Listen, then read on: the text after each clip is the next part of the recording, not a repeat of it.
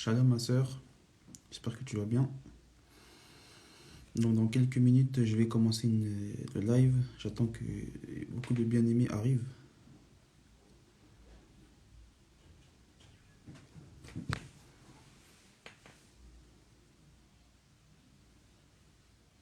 Shalom, shalom, j'espère que vous allez bien. Donc je vais bientôt commencer le live. J'attends que des bien-aimés arrivent. Soyez bénis. Je vais commencer à 10, si Dieu fait grâce. Donc voilà. J'espère que vous avez passé une bonne journée, les frères et sœurs. Comment vous allez? J'ai vu, il y a quelqu'un qui vient de... Shalom sœur, shalom ma sœur aussi. J'espère que vous allez bien. Shalom sœur Erika, j'espère que tu vas bien par la grâce de Dieu. Du coup, aujourd'hui, je fais un live. Ça fait un petit moment. J'espère que tu vas bien. J'espère que ton mari va bien, tes enfants vont bien. Salut frère, j'espère que tu vas bien. J'espère que tu vas bien. Donc, je vais commencer le live à 10. Je vais commencer le live à 10, le temps qu'il y a des bien-aimés qui arrivent.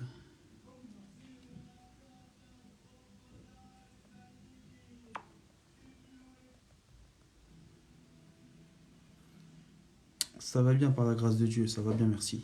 Ça va bien. J'espère que vous avez passé une bonne journée.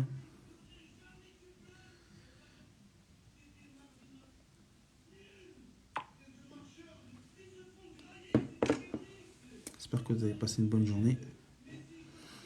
Ça fait un petit moment qu'on n'a pas fait de live.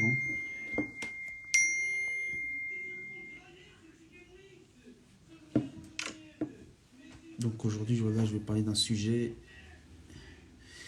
qui est important par rapport aux Écritures. Excusez-moi pour les bruits. On va commencer à 10, dans 4 minutes. Dans 4 minutes. Donc à 10, on va vraiment commencer le live. On va partager. Je ne sais pas si vous avez quelques sujets, vous avez quelques questions avant.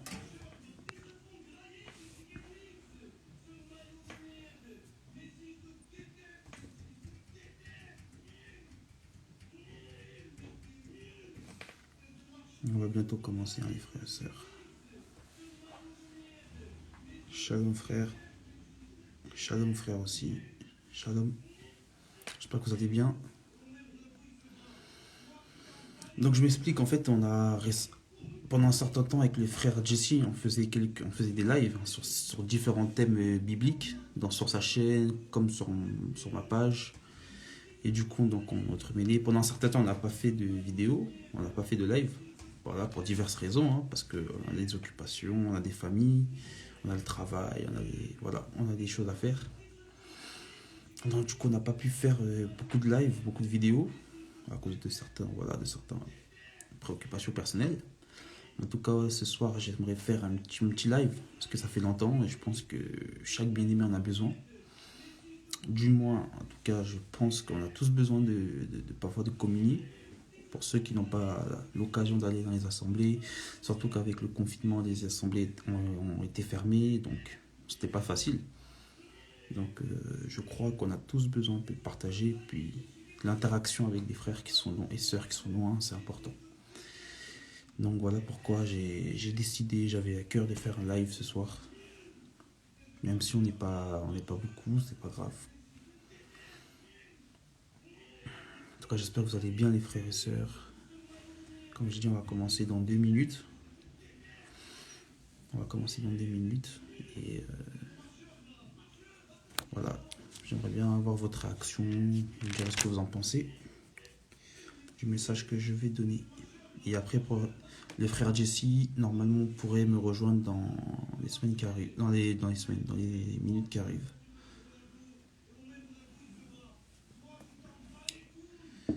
Donc du coup, voilà.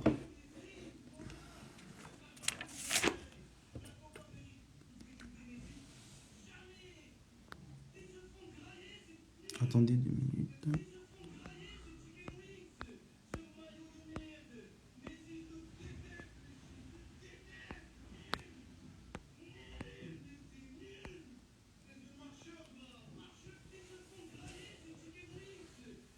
commencer.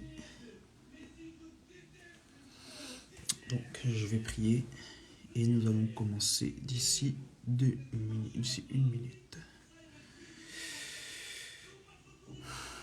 Merci Père Céleste pour le souffle de vie que tu nous as donné aujourd'hui, Éternel.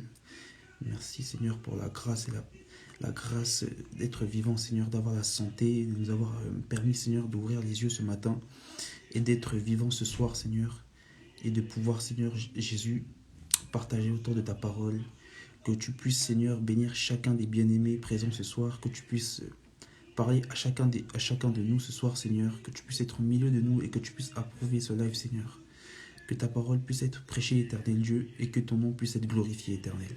Bénis chacun d'entre nous, accompagne chacun d'entre nous et que ton nom soit glorifié. Merci Seigneur Jésus, à toi la gloire et l'honneur pour les siècles des siècles. Amen. Amen.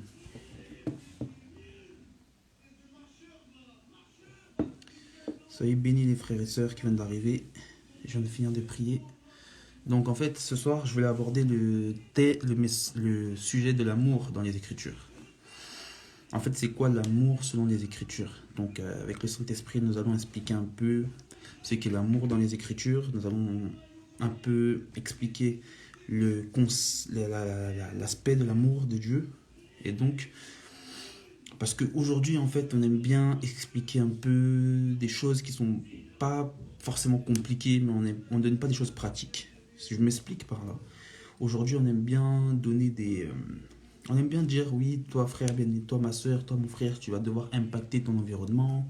On voit beaucoup de ce genre de messages sur les réseaux sociaux. Tu vas devoir impacter ton environnement, tu vas prospérer, on donne des choses comme ça, je vais prophétiser sur ta vie. On dit, on va à l'opposé, on va dire, je vais t'expliquer les 7 sceaux, je vais t'expliquer, je vais aller dans les airs, je vais t'expliquer les 7 coupes de la colère de Dieu, je vais t'expliquer toutes sortes de choses au niveau de la révélation, de la prophétie, etc. On ne donne pas de messages clairs, de messages qui sont importants pour la marche. On ne donne pas de messages qui sont importants pour la marche chrétienne, on ne donne pas de messages qui sont vivifiants, on ne donne pas de messages qui puissent en fait nous expliquer comment manifester Christ dans notre vie, des messages pratiques. Et moi en fait j'ai eu à cœur de parler de l'amour. Pour d'autres ça va dire, pour d'autres ça sera du lait, pour d'autres ça sera... Mais nous allons expliquer l'amour selon les Écritures. Parce que dans les Écritures, il y a beaucoup d'aspects que nous ne nous expliquons pas. On ne nous explique pas comment marcher dans l'amour, on ne nous explique pas comment marcher dans la sanctification, on ne nous explique pas en fait ce que sont ces choses en fait, qui peuvent paraître simples pour beaucoup, mais en vérité, il y a beaucoup de profondeur derrière. Donc j'aimerais prendre un passage qui est connu de tous pour commencer le sujet. Donc, bien-aimé, si tu veux prendre, je vous conseille, bien-aimé, de prendre vos Bibles, de prendre des carnets de notes, pour pouvoir en fait noter, méditer, et que ça puisse vous édifier. Donc nous allons prendre 1 Jean chapitre 4.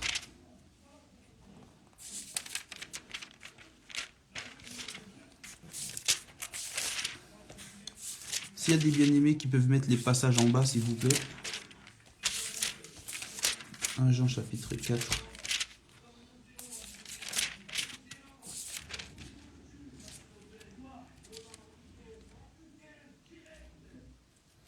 Franchement, on va prendre plusieurs passages aujourd'hui, bien aimés. On va lire les Écritures, parce que c'est important. 1 Jean chapitre 4.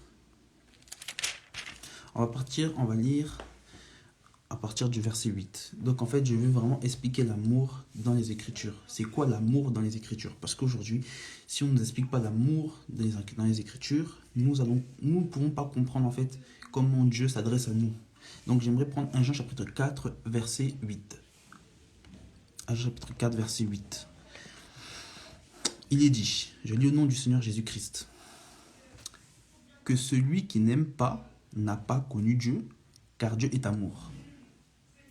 Vous savez que c'est un passage qui est clair, qui est simple, que beaucoup connaissent.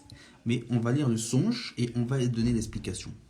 Parce que comme Daniel avait donné l'explication du songe, comme Joseph avait expliqué le songe, nous devons expliquer l'écriture. Nous devons lire les Écritures et expliquer les Écritures afin d'avoir le bon sens. Et Genève en train. Vous pouvez vous-même lire. Il est dit, celui qui n'aime pas n'a pas connu Dieu, car Dieu est amour. Bon, nous savons tous que dans le contexte, nous savons que c'est l'apôtre Jean qui a... Mon shalom bien-aimé, shalom ma soeur, shalom mon frère. Donc je suis en train d'expliquer l'amour selon les Écritures. L'amour de Dieu selon les Écritures. Donc en fait, nous comprenons qu'ici, Jean, c'était l'apôtre que Jésus aima le plus. C'est Jean qui a eu la révélation de l'Apocalypse. C'est Jean qui a expliqué la divinité de Jésus-Christ dans Jean 1. C'est Jean, quand le Seigneur Jésus-Christ s'est fait crucifier, qui était là. C'est Jean qui explique c'est quoi l'amour de Dieu. Vous pouvez constater que dans aucun des apôtres, aucun des écrivains dans les Écritures n'a eu une pleine révélation de Jésus-Christ autant que Jean, bien aimé. Regardez, on lit bien, celui qui n'aime pas n'a pas connu Dieu. Donc c'est-à-dire que, bien aimé, si tu n'aimes pas ton frère, ta soeur, si tu n'aimes pas ton prochain, tu n'as pas connu Dieu. C'est un fait. Nous lisons, il dit car Dieu est amour. Donc nous ne disons pas que Dieu a de l'amour, mais Dieu est amour. Donc c'est-à-dire que Dieu est la personnification de l'amour. C'est-à-dire que Dieu lui-même c'est l'amour. C'est-à-dire que l'amour véritable, c'est Dieu. Or, nous savons une chose. Qui est Dieu? Nous savons que Dieu est esprit selon Jean 4, verset 24, mais nous savons que Jésus-Christ est Dieu. Parce que selon Jean 1, verset 1, bon, on sait qu'au commencement, la parole était Dieu, etc. Nous comprenons que Jésus-Christ est Dieu. Nous allons dans 1 Jean 5, verset 20, on nous dit que celui qui nous a donné celui qui nous a fait connaître le véritable, c'est le Seigneur Jésus-Christ. Or, nous savons que le Seigneur, Jean dira que c'est lui le véritable Dieu. Nous pouvons prendre ce passage, 1 Jean 5, verset 20, il est dit, nous savons que nous sommes de Dieu et que le monde entier, je l'ai au verset 19, et que le monde entier est sous la puissance du malin. Verset 20, nous savons aussi que le Fils de Dieu est venu et qu'il nous a donné l'intelligence pour connaître le véritable. Et nous sommes dans le véritable en son Fils Jésus-Christ, c'est lui qui est le Dieu véritable et la vie éternelle. Donc nous savons que Jésus-Christ est le Dieu véritable. Donc quand nous prenons ce passage, nous disons que Jésus-Christ est amour. C'est dans ce sens-là que je voulais expliquer ce passage. Nous allons continuer la lecture. Nous allons savoir c'est quoi l'amour de Dieu. Bien aimé, mon frère, ma soeur. Nous allons comprendre c'est quoi l'amour de Dieu. L'amour de Dieu, verset 9, 1 Jean 4, verset 9. L'amour de Dieu a été manifesté envers nous en ce que Dieu a envoyé son Fils unique. Amen. Dans le monde, afin que nous vivions par lui. Vous comprenez? L'amour de Dieu consiste en quoi? On va relire la lecture. L'amour de Dieu a été manifesté envers nous en ce que Dieu a envoyé son Fils unique dans le monde afin que nous vivions par lui. Gardons bien le terme nous vivions par lui. Nous allons en venir tout à l'heure. Verset 10, il va dire quoi? En cet amour, non point en ce que nous avons aimé Dieu, mais en ce qu'il nous a aimés. Amen. Et il va dire quoi? Et a envoyé son Fils comme victime expiatoire pour nos péchés. Donc, c'est-à-dire que il faut qu'on comprenne bien le texte. Il ne faut pas qu'on fasse une mauvaise lecture. Et cet amour consiste non en point ce que nous avons aimé Dieu, mais en ce que Dieu nous a aimé. Donc, c'est-à-dire bien aimé. Ce n'est pas toi qui as aimé Dieu premièrement. C'est Dieu qui t'a aimé. Il faut savoir que c'est pour ça que tu es en Christ aujourd'hui. Le Seigneur dira dans Jean 10, personne ne vient à lui si Dieu ne l'attire. Il a dit encore une fois, mes brebis entendront ma voix. Bien aimé. C'est-à-dire que le berger, quand il appelle sa brebis, ils entendent sa voix et ils reconnaissent la voix du berger. Ils savent que c'est ce berger-là qui prenne soin de lui. Ils ne savent pas ce... Vous comprenez? C'est pareil pour nous, bien aimés. Nous avons entendu la voix de Dieu. Nous avons entendu la voix de Dieu et nous sommes partis vers Dieu. C'est-à-dire que ce n'est pas nous qui l'avons aimé premièrement, c'est lui qui nous a aimés. C'est-à-dire que le Seigneur Jésus-Christ, si aujourd'hui ma soeur, mon frère, tu es en Christ, c'est parce que Dieu t'a aimé premièrement. Or, nous savons quoi? Il a dit, on va à la répétition encore une fois. Il dit que, au verset 9, l'amour de Dieu s'est manifesté envers nous en ce que Dieu a envoyé son Fils unique dans le monde afin que nous vivions par lui. Verset 11, il va dire, attendez, voilà, verset 10, il va dire que Dieu, en ce qu'il nous a aimés, a envoyé son Fils unique comme victime expiatoire pour nos péchés. Bien aimé. C'est-à-dire que Dieu, dans son amour, a envoyé son Fils unique pour nous. Il y a un passage qui est connu. Nous allons sauter un peu ce passage-là. Nous allons dans Jean 3. Jean 3.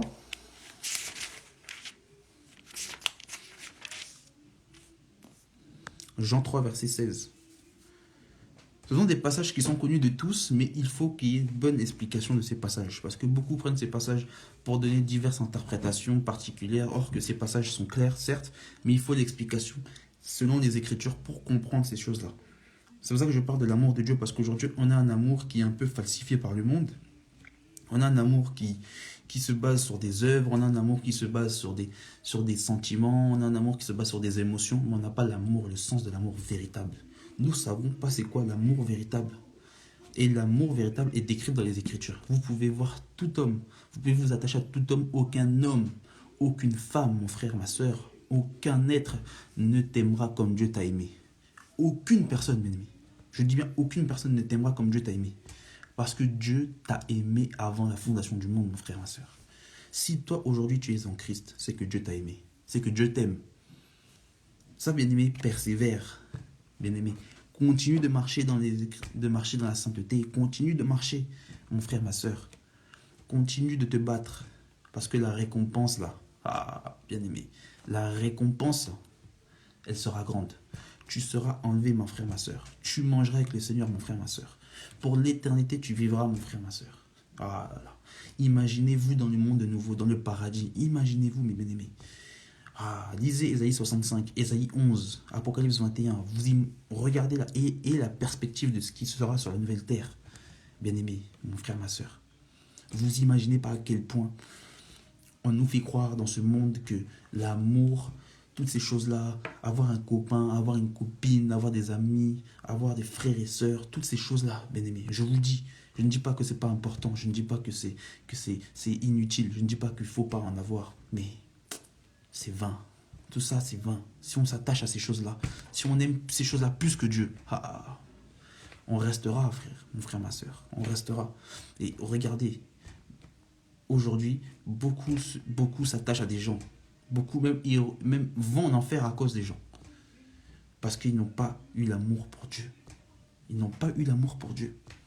On continue. Donc dans Jean 3,16, il est dit, car Dieu a tant aimé le monde qu'il a... On va lire à partir du verset 15, pardon. Même le verset 14. Pour lire un peu le contexte. Il est dit, et comme Moïse éleva le serpent dans le désert, il faut de même que le Fils de l'homme soit élevé. Donc en fait, c'est comme Moïse a mis le serpent d'airain afin que les Israélites puissent être guéris des morsures de serpent. Il était élevé en fait. Le serpent était élevé. Donc il fallait que Christ en fait soit élevé. Donc il part en fait de la croix. Il dira au verset 15, afin que quiconque croit en lui ait la vie éternelle. C'est pour ça que même tout à l'heure quand nous avons lu dans 1 Jean 4, qu'il dit au verset 9, il disait que l'amour de Dieu consiste à envoyer son Fils unique dans le monde afin que nous vivions par lui. Donc le terme vivions par lui, ça veut dire qu'en fait nous ayons la vie éternelle en fait. Après il va dire au verset 10 que c'est comme expiation pour nous, c'est-à-dire qu'il fallait en fait que nos péchés soient pardonnés, c'est-à-dire que quand on parle d'expiation, c'est-à-dire recouvert, parce que ça fait référence au tabernacle, quand le sacrificateur en fait allait en fait tuer l'agneau et asperger en fait le lieu très saint, le tabernacle, afin que les péchés en fait du peuple et ses péchés à lui soient expiés, c'est-à-dire couverts, c'est ça le mot expiation, c'est couvert. Bon, ça c'est relatif à la loi, nous pourrons parler un jour.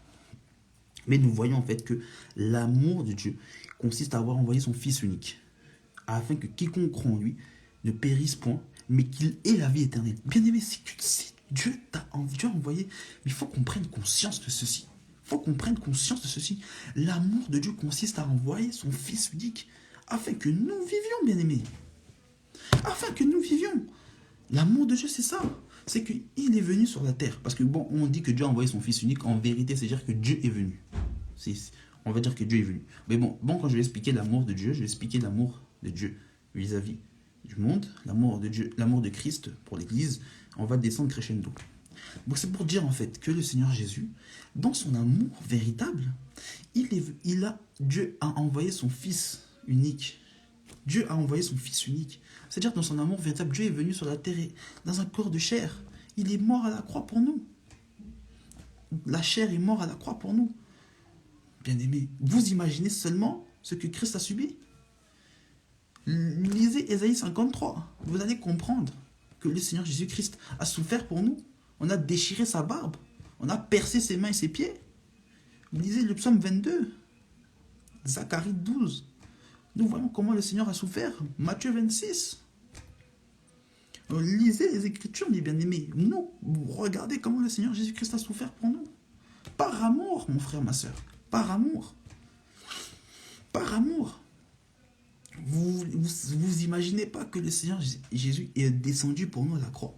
C'est pour qu'il puisse mourir à la croix pour nous et qu'il puisse nous sauver. Regardez ce qu'il est dit dans Romains 8.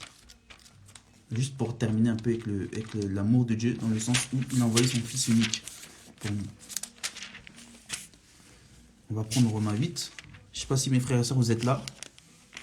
Si vous pouvez interagir, mes bien-aimés. Si c'est clair ou pas, est-ce que c'est clair pour vous? Est-ce que je n'ai pas... Voilà. Qu'est-ce que vous en pensez, s'il vous plaît? Si vous pouvez me dire ce que vous en pensez. Si c'est clair pour vous. Donc on va prendre Romains 8. Non, Romains 8. Regardez, on va lire Romains 8 à partir du verset 1 jusqu'au verset 4. Allez. Il est dit, il n'y a plus donc aucune condamnation pour ceux qui sont en Jésus-Christ. En effet, la loi de l'esprit de vie en Jésus-Christ m'a affranchi de la loi du péché et de la mort. Car chose impossible à la loi, parce que la chair rendait sans force, Dieu a condamné le péché dans la chair en envoyant à cause du péché son propre Fils dans la chair, semblable à celle du péché, et cela afin que la justice de la loi fût accomplie en nous, qui marchons non selon la chair mais selon l'esprit. C'est-à-dire que dans son amour, Dieu a condamné le péché dans la chair du Fils de Dieu, de son Fils unique, afin que nous vivions.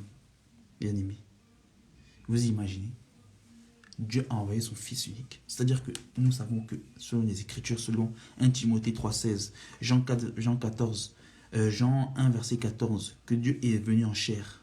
Que Dieu est venu en chair. Nous savons que c'est Dieu qui est venu en chair. Il a souffert pour nous. Il a souffert pour nous. Dieu a souffert pour nous, bien-aimés. Imaginez l'amour de Dieu pour nous. Le Seigneur Jésus-Christ, Dieu a envoyé son Fils unique afin que nous vivions. Vous imaginez? Ah, bien-aimé, le Seigneur Jésus est mort pour nous. Pour que nous vivions. C'est ça l'amour de Dieu. D'avoir envoyé son Fils unique pour que nous vivions. L'amour de Dieu, mes frères et sœurs, c'est d'être venu sur la terre. L'amour de Dieu, mes frères et sœurs, c'est d'être descendu sur la terre, d'être dans un corps d'homme et d'être mort à la croix pour nous. Ça, c'est l'amour de Dieu. Est-ce que c'est clair, mes frères et sœurs? Est-ce que c'est clair? Est-ce que c'est clair? J'espère que c'est clair pour vous, si vous pouvez interagir. Regardez, nous allons voir un peu l'amour que Christ porte pour nous. Mes frères et sœurs, pour certains, ce n'est pas des sujets qui sont... Vous savez, on a l'habitude de parler, de traiter souvent la musique mondaine, on a toujours l'habitude de traiter des sujets comme ça. Oui, comment une sœur doit s'habiller, comment telle et telle chose, mais il faut qu'on parle des thèmes, des sujets précis, des sujets importants. C'est quoi l'amour, en fait? Comment manifester l'amour? Parce que vous savez, si on ne manifeste pas l'amour, on ne peut pas aller au ciel. Moi, je vous le dis, bien-aimés. On va lire tout à l'heure Romains 13, le chapitre tout entier. S'il n'y a pas l'amour, aujourd'hui, personne ne peut aller au ciel, mon frère et ma soeur. Je vous dis, aujourd'hui, quelqu'un qui ne manifeste pas l'amour ne peut pas aller au ciel. Quelqu'un qui ne manifeste pas l'amour ne peut aller au ciel. C'est clair et net. Attendez, mes frères et sœurs. Okay. Quelqu'un qui ne manifeste pas l'amour ne peut aller au ciel. Ça, c'est indéniable. C'est quelque chose qui est indéniable. Donc, nous allons prendre les Écritures. Nous allons prendre... Oui, ma soeur, tu as une question, dis-moi. Si tu as des questions, si tu peux la garder comme ça à la fin, je répondrai. D'accord? Si tu veux la garder, comme ça je continue, et à la fin, si tu veux, garde-la, je te répondrai. Tu me rappelleras ou je te le rappellerai. Il n'y a pas de souci. Garde ta question, ma soeur. Donc mes frères et sœurs, regardez, là, on a vu que l'amour de Dieu consiste à quoi? Donc, à avoir envoyé son Fils unique et mourir à la croix pour nous. C'est-à-dire que c'est ça l'amour de Dieu. Nous savons que, en vérité, comme je vous l'ai dit tout à l'heure, l'amour de Dieu, c'est Dieu lui-même qui est amour, c'est Dieu lui-même qui est la personnification de l'amour, c'est donc le Seigneur Jésus-Christ qui est Dieu, c'est le Seigneur Jésus-Christ qui est descendu dans le corps d'un homme qui a pris chair et qui est mort pour nous. C'est ça en fait. Nous comprenons que Dieu est venu lui-même, en fait, quand on parle du terme envoyé, c'est Dieu qui est venu lui-même. Bon. Lorsque nous lisons Éphésiens 5,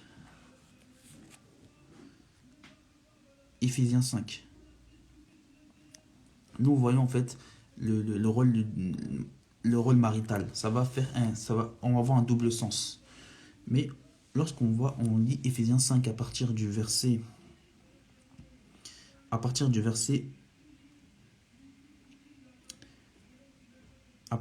23, il est dit quoi? Il est dit, car là je parle de l'amour de Christ envers nous. Car mon frère, ma soeur, Christ t'aime. Il est dit, à partir du verset 23, Éphésiens 5, à partir du verset 23, mes frères et sœurs, j'espère que vous avez vos Bibles. Car le mari est le chef de la femme, comme Christ est le chef de l'Église, qui est son corps et dont il est sauveur. Or, de même que l'Église est soumise à Christ, les femmes aussi doivent être soumises à leur mari en toutes choses. Il est dit au verset 25, Marie, aimez vos femmes comme Christ a aimé l'Église et s'est livré lui-même pour elle.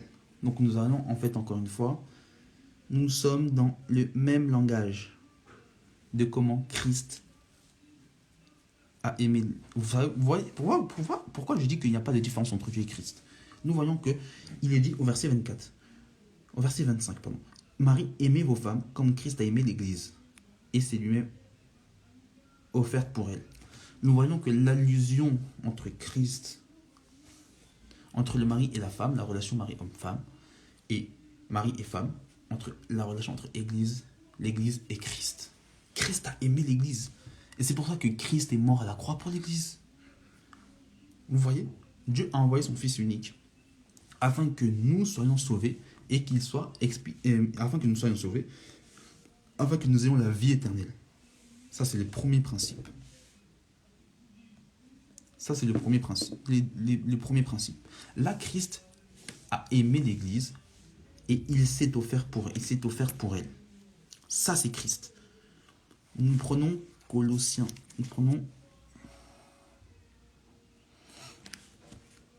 Nous prenons Éphésiens 5, verset 2. Regardez au verset 2, il va dire quoi? Et marcher dans la charité, donc dans l'amour, à l'exemple de Christ. Parce que Christ avait l'amour, il marchait dans l'amour, parce que Christ était lui-même l'amour, parce que c'est lui-même qui est Dieu. Et qui s'est livré, Éphésiens 5, verset 2, et qui s'est livré lui-même à Dieu, pour nous, comme une offrande. Il s'est livré lui-même à Dieu, pour nous, comme une offrande et un sacrifice de bonne odeur. Vous avez compris que Christ, dans son amour, Dieu dans son amour a envoyé Christ afin que nous vivions. Christ nous a aimés, nous l'Église, comme son épouse. On va expliquer un peu l'épouse. Et nous voyons que nous devons marcher dans la charité, comme Christ lui-même a marché dans la charité. Parce qu'il est dit comme Christ a marché dans la charité, mais dans le sens où Christ nous a aimés. Christ nous a aimés.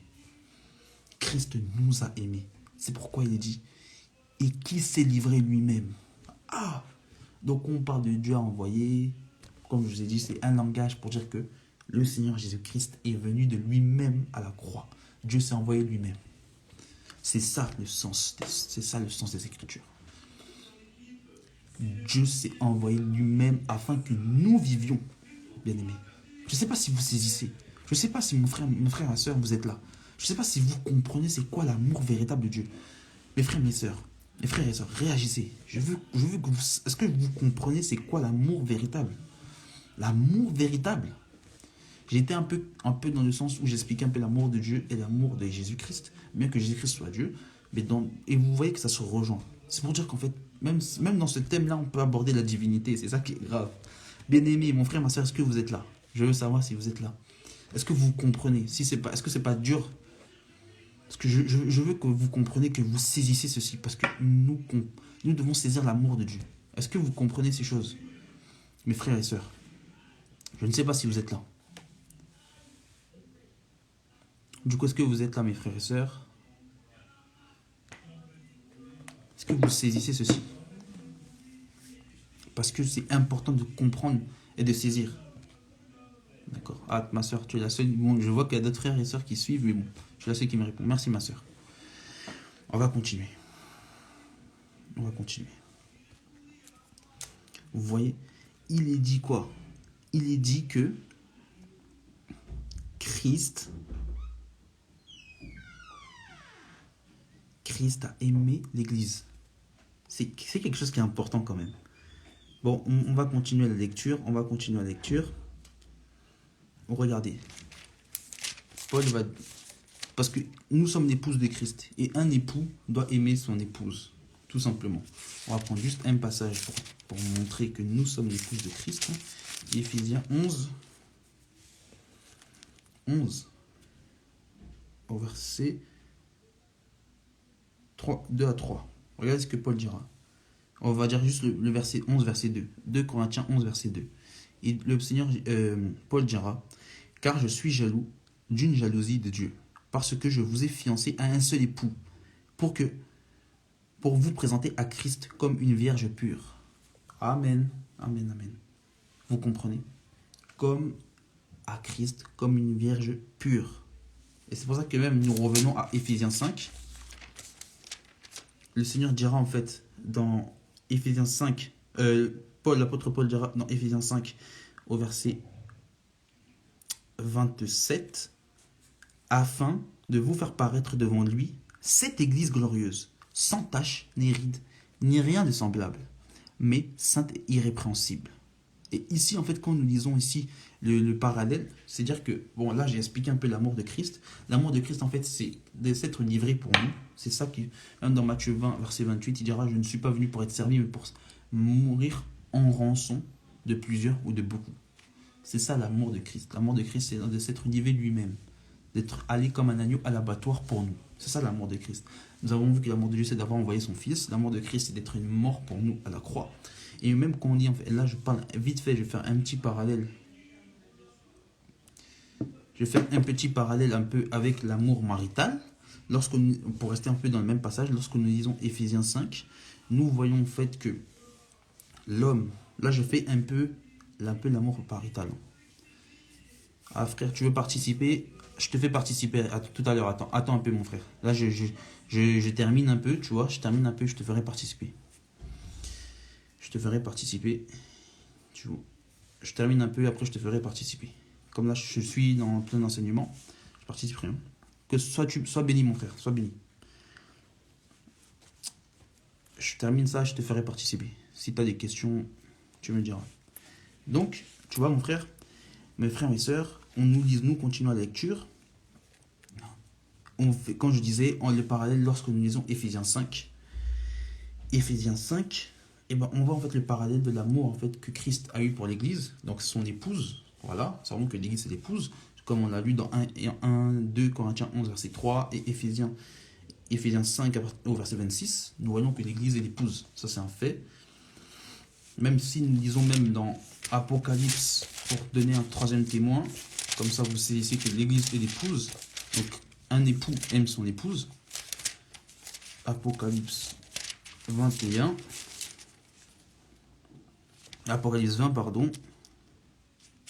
Non, Apocalypse 19, pardon. Apocalypse 19.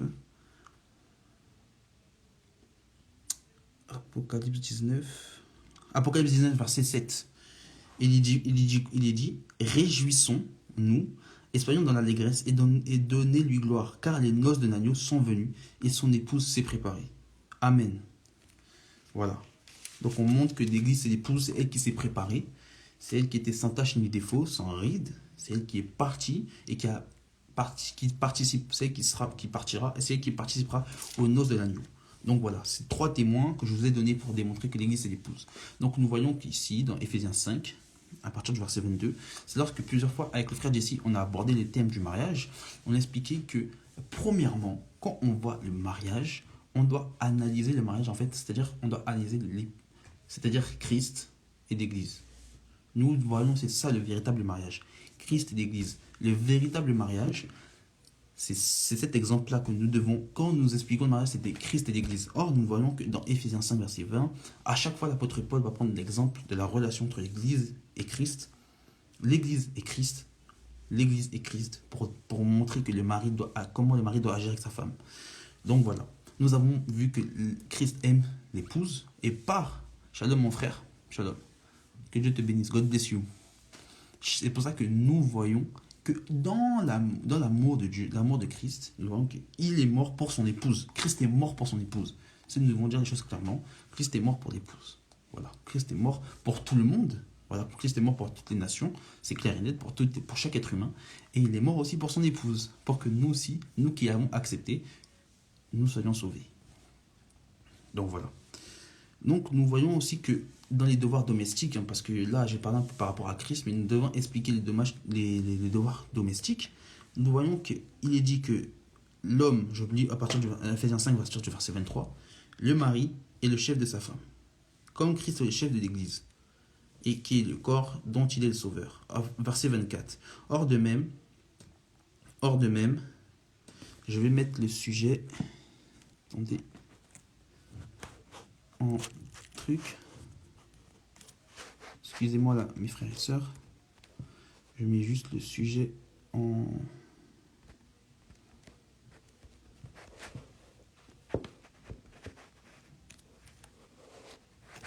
Voilà. J'épingle juste le sujet. Voilà. Donc je vous disais, mes frères et sœurs, donc je dis le verset 24, il est dit, or de même que l'Église est soumise à Christ, les femmes doivent être soumises à leur mari en toutes choses. Marie, aimez vos femmes.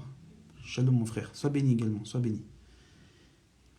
Il est dit, Marie, aimez vos femmes, comme Christ a aimé l'Église, et s'est livré lui-même pour elle, afin de la sanctifier, etc. On va continuer au verset 28, parce que comme je disais tout à l'heure, c'est la relation que j'expliquais de Christ à l'Église, comment il aime l'Église.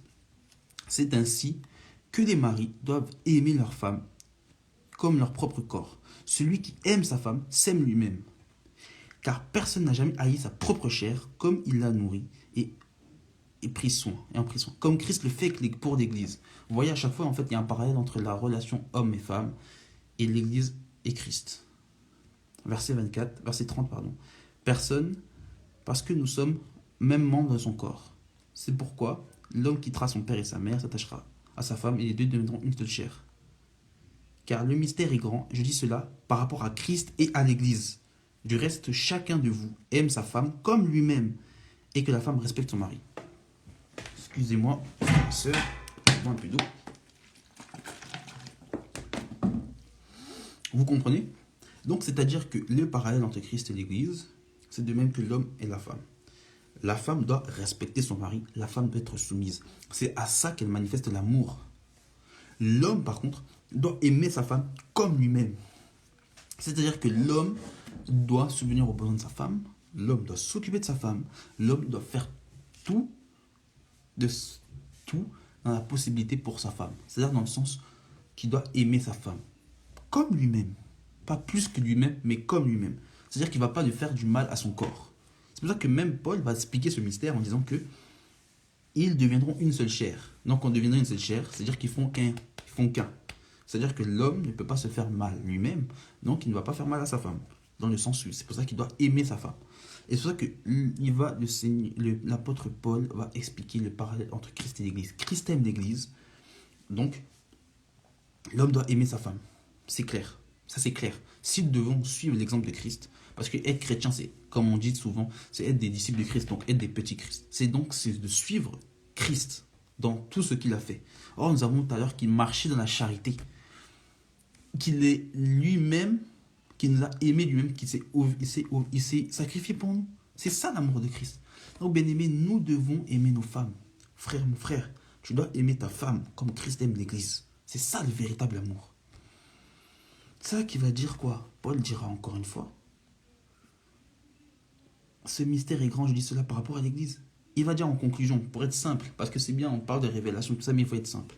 Il va dire au verset 33, du reste que chacun de vous aime sa femme comme lui-même, et que la femme respecte son mari. Voilà, tout simplement. C'est ça que l'homme doit faire, tout simplement. L'homme ne doit pas aller loin. L'homme ne doit pas aller au-delà des Écritures. On aime notre femme, et notre femme doit être soumise et nous respecter. C'est ça la manière d'aimer sa femme. Subvenir à ses besoins, etc. Et la femme, quand elle montre du respect pour son mari, c'est là on voit qu'elle aime son mari. C'est ça l'amour.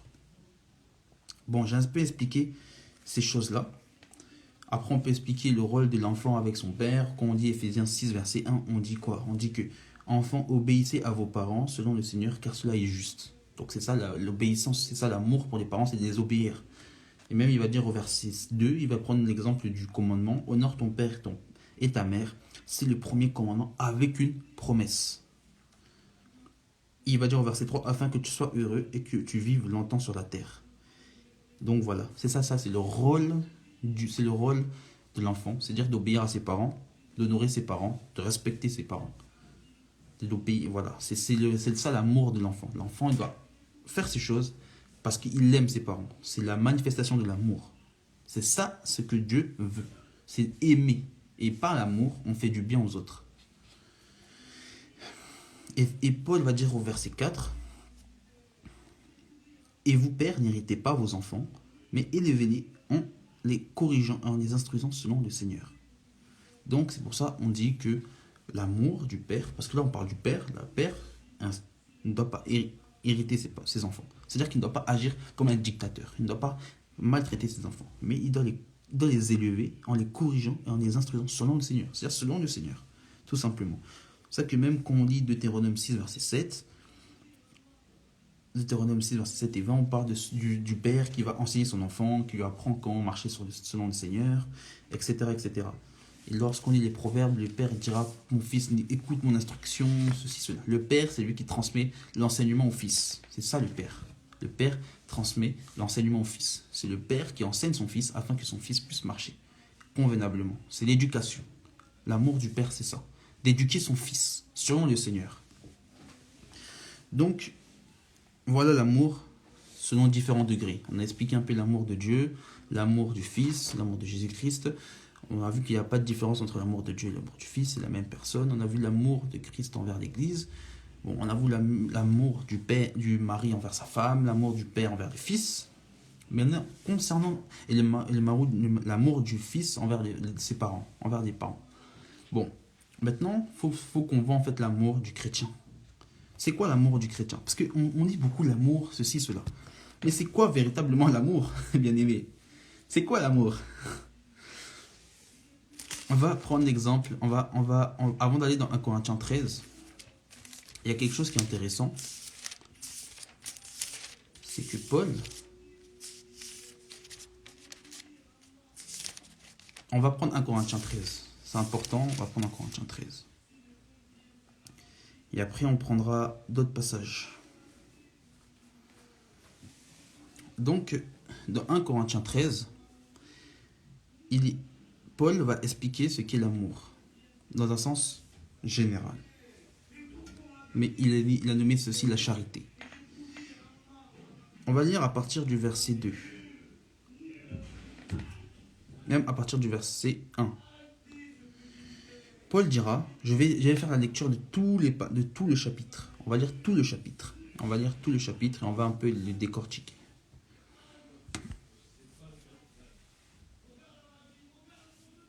On va lire, je pense qu'on va lire 1 Corinthiens 13 et après on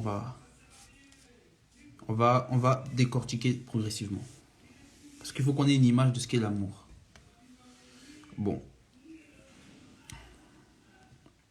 Voilà. Donc je lis au verset 1. Quand je parlais les langues des hommes et des anges, si je n'ai pas la charité, donc l'amour, je suis un airain qui résonne ou une cymbale qui retentit. Au verset 2. Le verset 2 est très intéressant. Et quand j'aurai le don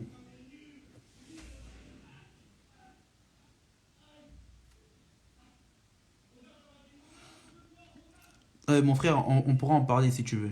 On pourra en parler ceci. On pourra en parler. On pourra en parler. Parce que ça, c'est un peu l'évangile éternel. On pourra en parler. Il n'y a pas de souci. On pourra en parler. Donc je continue la lecture. Il est dit au verset 2. Quand j'aurai le don de prophétie, la science de tous les mystères et de toute la connaissance, quand j'aurai même la foi jusqu'à déplacer et transporter des montagnes, si je n'ai pas la charité, je ne suis rien. Il a dit, si je n'ai pas la charité, je ne suis rien. Donc mon frère, ma soeur, on peut connaître tous les mystères. On peut connaître même les 7 sceaux. On peut même connaître l'Apocalypse. On peut expliquer l'Apocalypse dans tous les sens. On peut expliquer Daniel. On peut expliquer Genèse. Tous les livres prophétiques, on peut les expliquer. C'est pas un problème. On peut aller dans la révélation, expliquer la divinité du Seigneur Jésus-Christ. Tout ce qu'il faut. Mais si on n'a pas d'amour, mon frère, ma soeur, si on n'a pas d'amour, on n'est rien. Si on n'a pas d'amour, on n'est rien. Ah là là, Seigneur Jésus. Si on n'a pas d'amour, on n'est rien. C'est pour ça que je voulais faire un thème sur l'amour. C'est pour ça que je disais, mon frère, ma soeur, si on n'a pas d'amour, on n'est rien. Sans l'amour, on est quoi? Ah, c'est pour ça que mon frère, ma soeur, on peut connaître tous les mystères, tout. Mais si on n'a pas d'amour, on n'est rien. Je continue.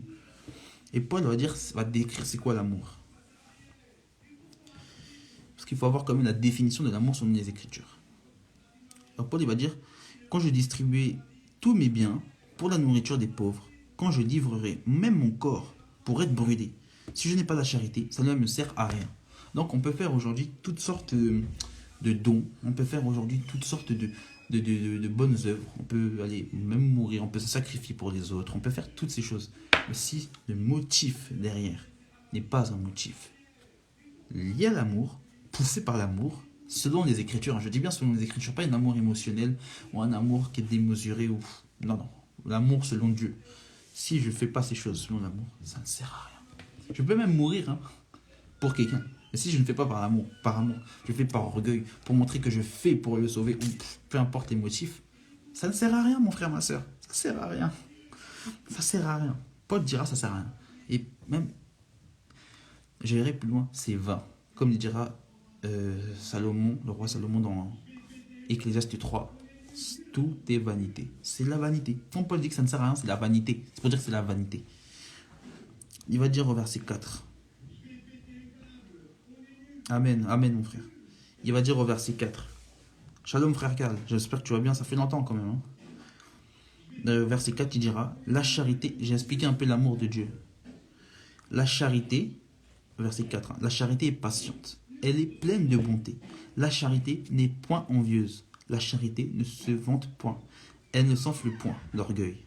Elle ne fait rien de malhonnête. Elle ne cherche point son intérêt.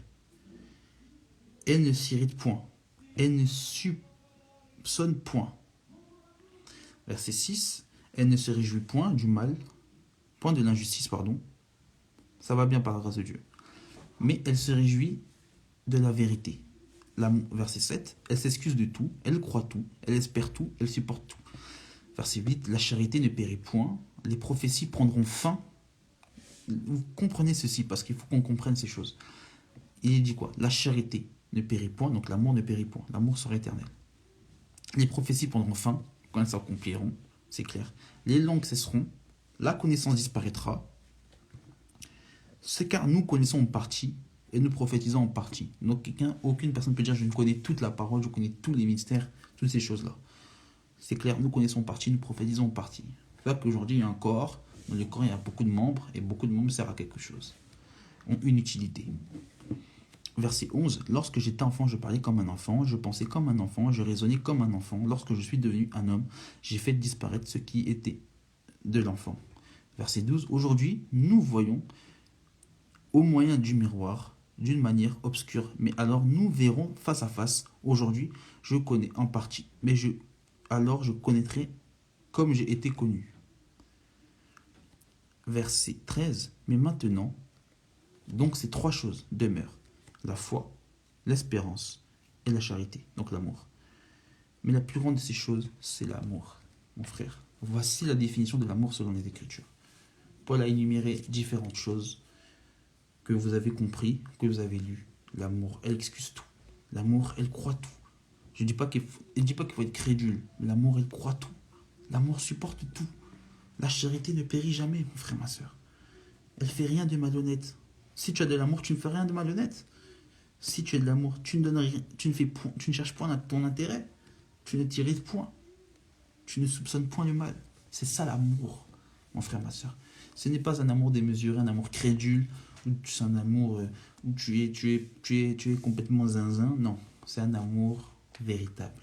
C'est l'amour. C'est ça le véritable amour. L'amour véritable, c'est ça.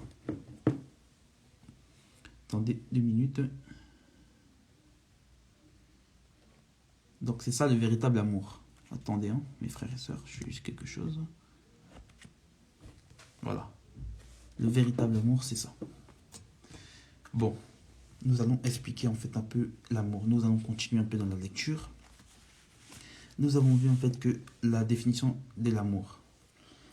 Et à un moment donné, c'est cet amour que nous devons avoir envers notre prochain. Amen. Nous allons en venir. Donc, il y a un moment dans les Écritures, il y a les pharisiens qui vont aborder le Seigneur Jésus pour lui demander. Là, c'est la définition de l'amour que j'ai donnée. Donc, nous allons continuer. Nous allons expliquer un peu l'amour.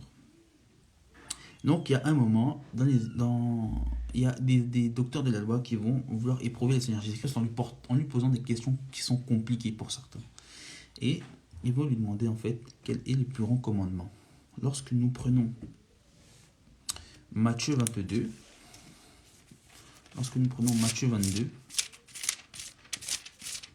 versets 26 à 40, Matthieu 22, Matthieu 22,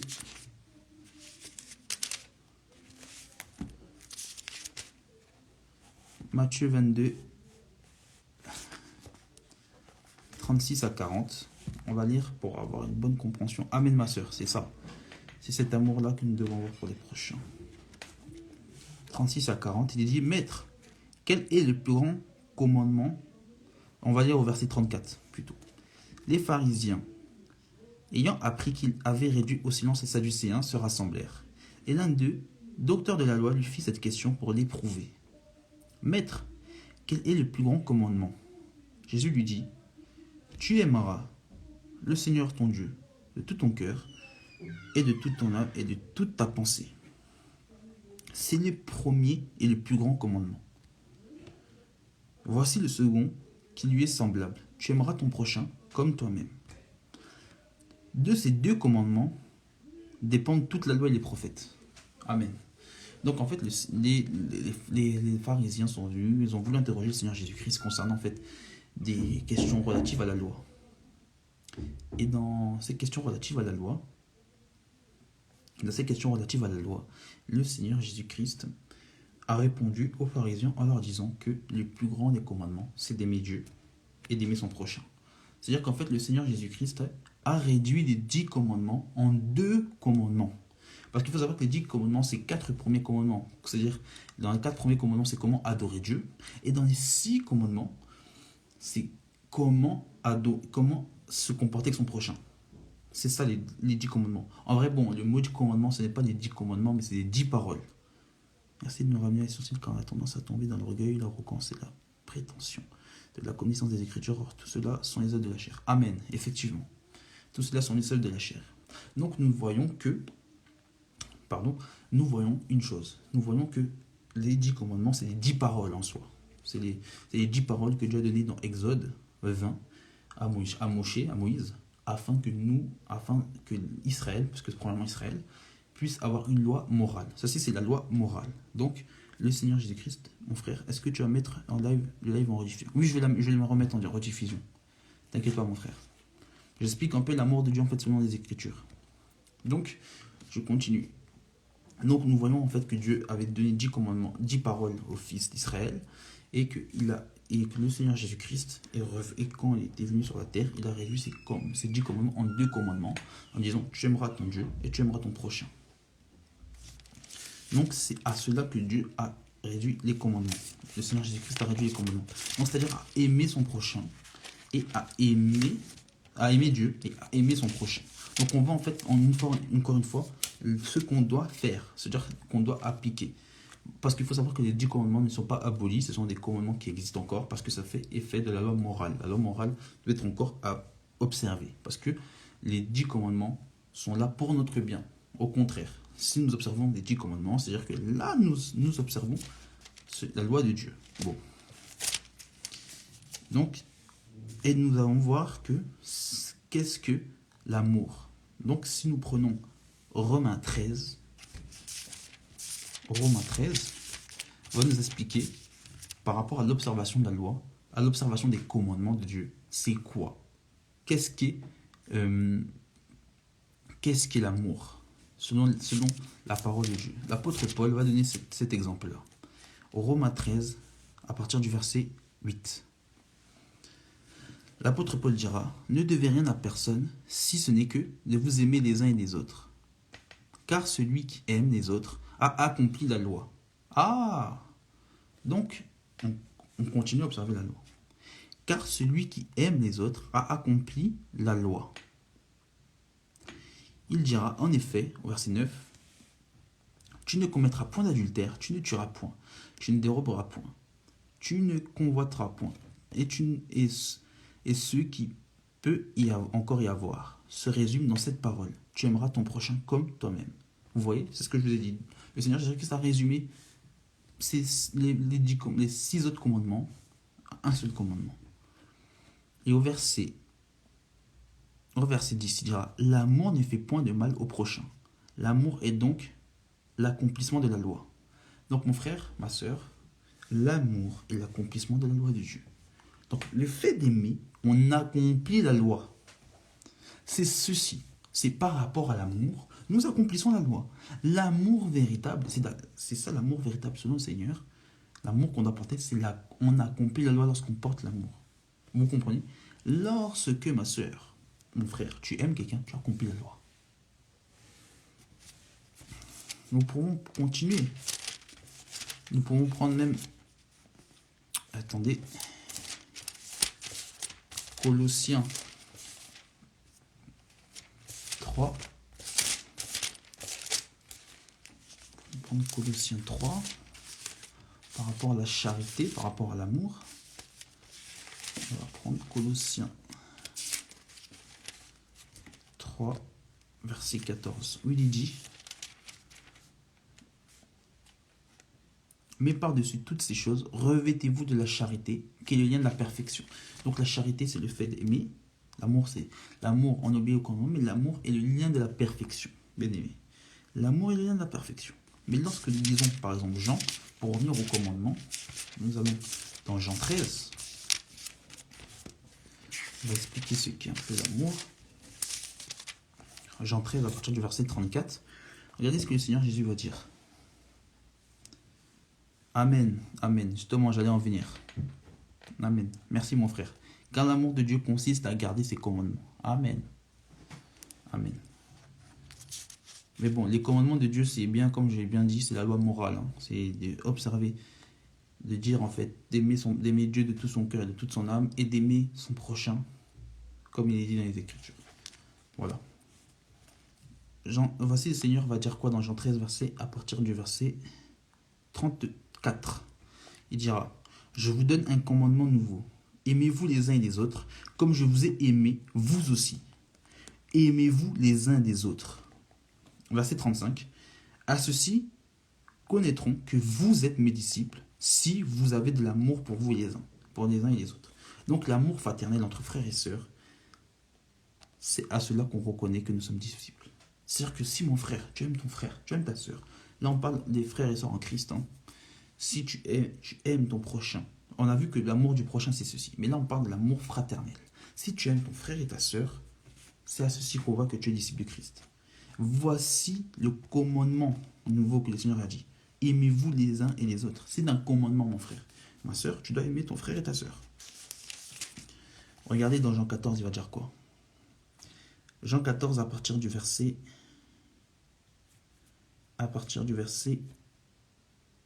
15. « Si vous m'aimez, gardez mes commandements. » Amen, amen, amen. Il a dit, le Seigneur Jésus a dit, si vous m'aimez, gardez mes commandements. Et comme le frère a dit, encore une fois, dans 1 Jean 5, verset 3, car l'amour de Dieu consiste à garder ses commandements. Dans Jean 15, encore une fois, le Seigneur Jésus va dire quoi? Au verset 10. Si vous gardez mes commandements, vous demeurez dans mon amour. Donc c'est le fait de garder, donc nous savons que garder les commandements de Dieu, c'est l'aimer. Mais le Seigneur Jésus dit, si vous gardez mes commandements, vous demeurez dans mon amour. De même que j'ai gardé les commandements de mon Père. Et que, je ne sais pas si ça va bientôt se truquer. Non, pour l'instant ça ne va pas. Il n'y a pas de minuterie, ok. De même, et je vous ai dit ces choses afin que ma joie soit en vous et que votre joie soit parfaite. Au verset 12, il dira, c'est ici mon commandement.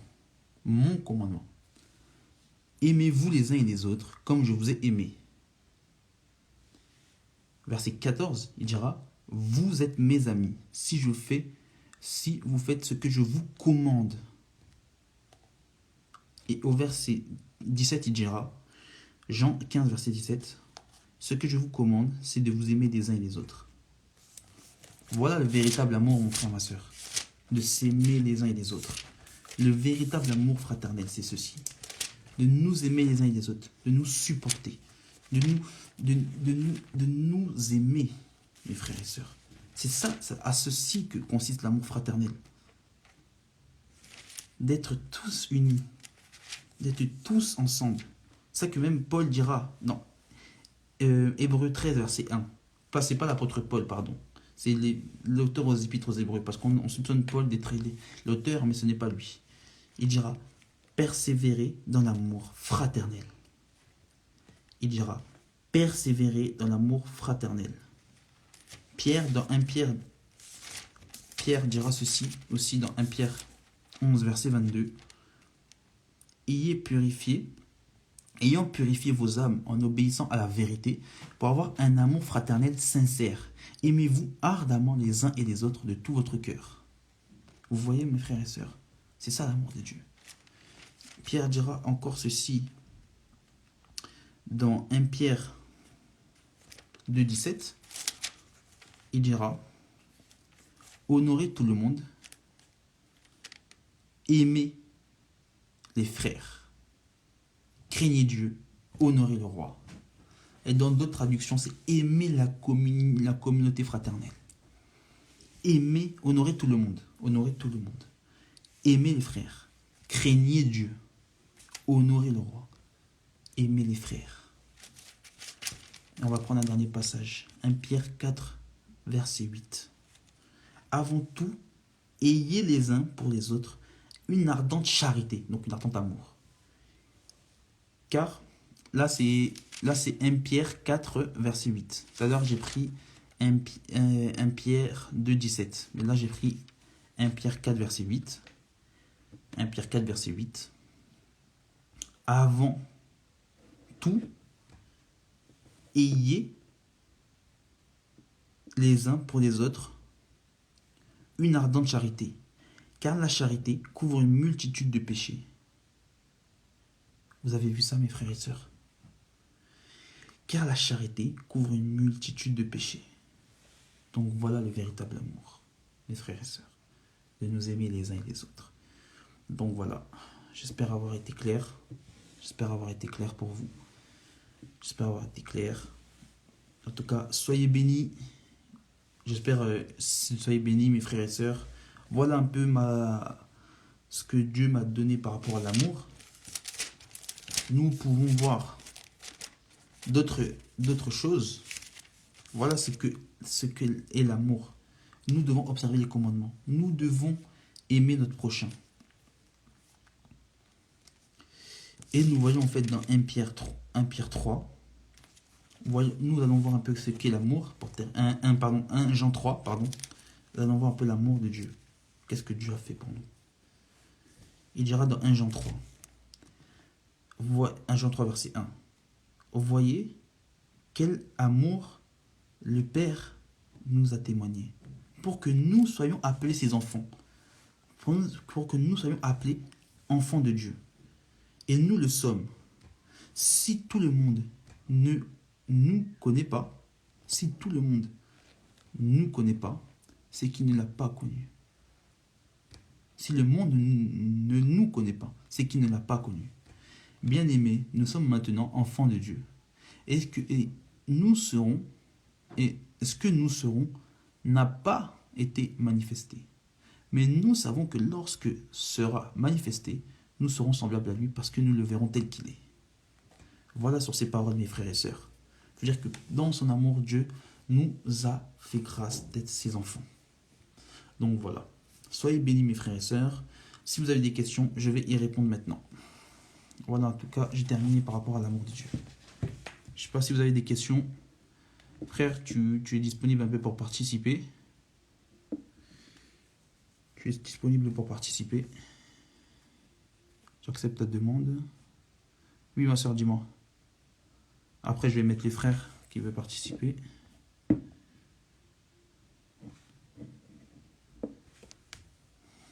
Dis-moi, ma soeur, c'est quoi ta question?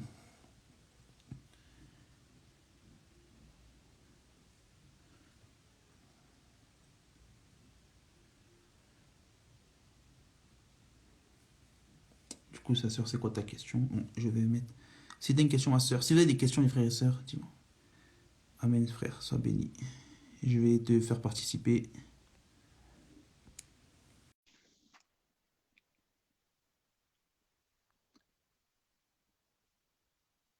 En ce qui concerne les œuvres, on dit que le sacrifice de Christ nous sauve et que ce n'est pas les œuvres. D'accord, dis-moi.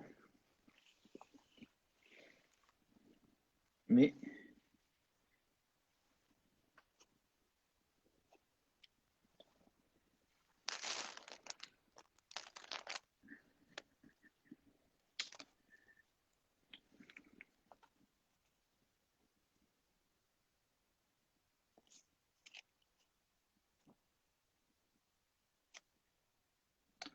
du coup, ma soeur, c'est quoi ta question? On dit aussi que des œuvres sont également indispensables pour le salut.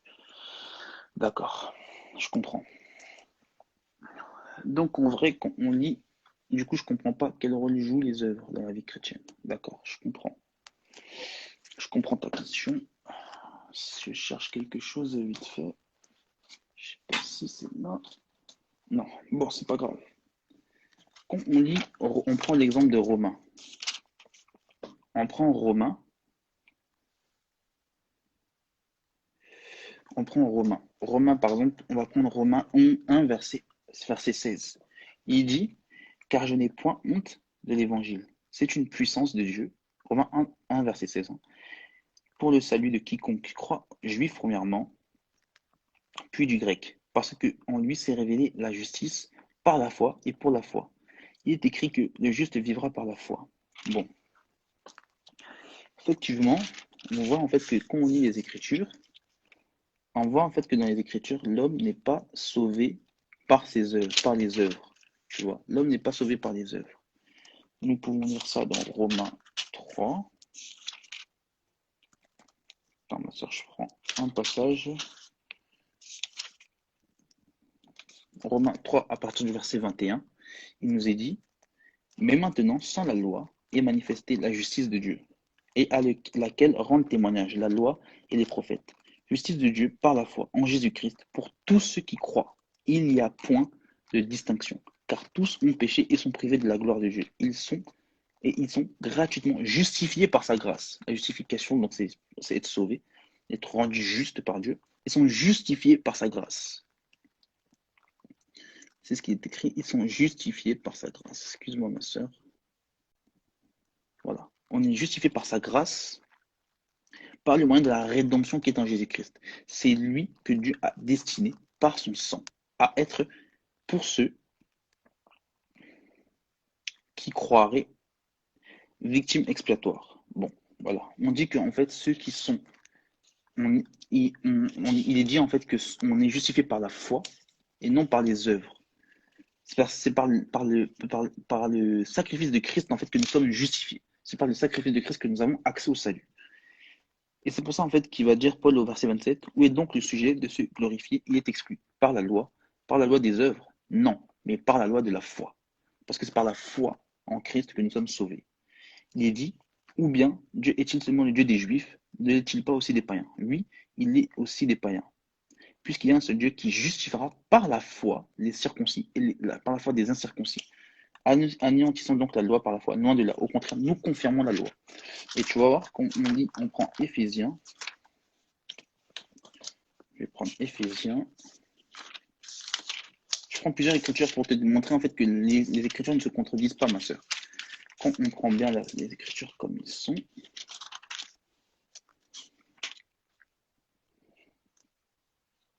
on voit que Dieu nous a sauvés par la grâce.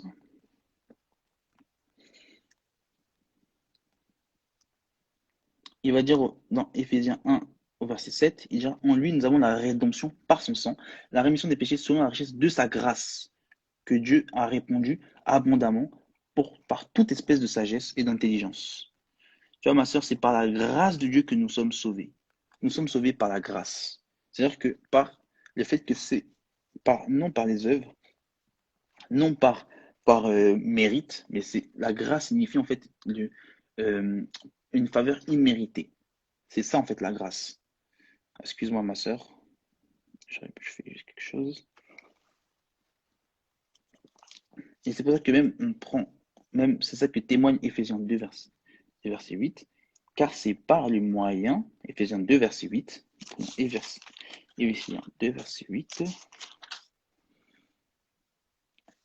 il est dit, car c'est par le moyen de la grâce que vous êtes sauvés, par le moyen de la foi, comme tout à l'heure j'ai expliqué la foi, c'est ça qui nous justifie, il dit par le moyen de la foi que vous êtes sauvés, par le moyen de la grâce, pardon, car c'est par la grâce que vous êtes sauvés, par le moyen de la foi, et ça ne vient pas de vous, mais c'est le don de Dieu. Donc c'est-à-dire que ça ne vient pas de toi, ce n'est pas toi en fait qui va te sauver par tes œuvres, mais c'est le don de Dieu, c'est-à-dire par la grâce, par la faveur imméritée. Cependant, lorsque nous lisons en fait, en fait quand l'apôtre Paul dit que ce n'est pas les œuvres qui nous sauvent, mais c'est bien la foi, par la grâce, c'est par la grâce au moyen de la foi que nous sommes sauvés, ben, il n'y a pas de contradiction. Parce que c'est-à-dire que je ne fais pas en fait aujourd'hui des œuvres pour être sauvé, mais j'ai la foi en Christ. Et c'est par le moyen par grâce que je suis sauvé. C'est-à-dire j'ai la foi en Jésus-Christ, et par le fait que je crois en lui, par la grâce, je suis sauvé. Mais le frère Jacques va dire quelque chose d'intéressant. Voilà. On va faire un petit lapsus, mais je préfère prendre les Écritures. Jacques 2 à partir du verset 14. Je ne sais pas si ma soeur tu es là, si tu saisis bien la chose. Jacques 2 à partir du verset 14, il dit, mes frères, que sert-il à quelqu'un de dire qu'il a la foi s'il n'a pas les œuvres? La foi peut-elle sauver? Point d'interrogation. Si quelqu'un ou une sœur sont nus et manquent de nourriture de chaque jour, et que l'un d'entre vous leur dise, allez en paix, chauffez-vous et vous serez rassasiés, et que vous ne leur donniez pas ce qui est nécessaire au corps, à quoi cela sert-il? Il en est ainsi de la foi. Si elle n'a pas les œuvres, elle est morte en elle.